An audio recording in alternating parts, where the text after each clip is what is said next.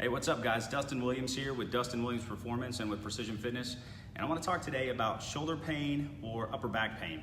And essentially, I want to start off leading into explaining that the brain has movement maps.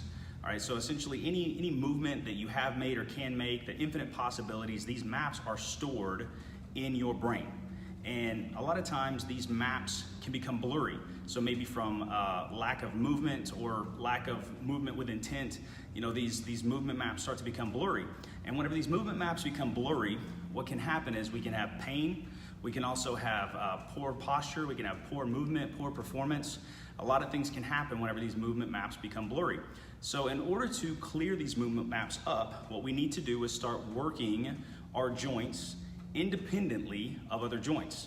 So focusing on one joint, being able to move it through its full range of motion and focus on moving just that joint and nothing else. And this will start to allow these movement maps to be clear. Because whenever you have poor movement maps in the scapula or the shoulder blade, which is what I'm going to talk about today, you can see shoulder pain, you can see neck pain, you can see upper back pain, poor posture. Multiple things can come from this. So we want to be able to move this up. This is a very common area. So in order to do this, what you're gonna do is you'll hold your arm completely straight out. You're gonna lock out your elbow and try to move your fist as minimal as possible. The scapular shoulder blade can raise up, it can pull down, it can pull back, and it can also push forward.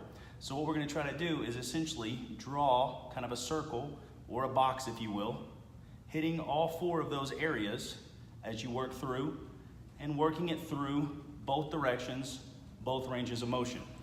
And working through this, a lot of times what you'll find that I see people do on a regular basis is they try to recruit a bunch of other things. So the other side starts moving, their head and neck starts moving around, this arm comes up and down, they start bending their elbow because they try to recruit a lot of other things in order to just move the scapula because they're not used to moving it on its own because those movement maps are blurry. So what you want to do is try to figure out how to move that by itself, do about 3 to 4 repetitions each direction, and do this a couple of times a day. It's also really good to do this before you do like a shoulder workout or before a back workout as a good warm-up. And then if you become really good at doing this exercise and you want to take it up a notch, you can grab a resistance band, wrap it around your back, and then do the exact same thing. So now I'm adding in resistance as I am working through this. But you typically don't want to add any resistance until you become very comfortable with moving this completely on your own without moving anything else.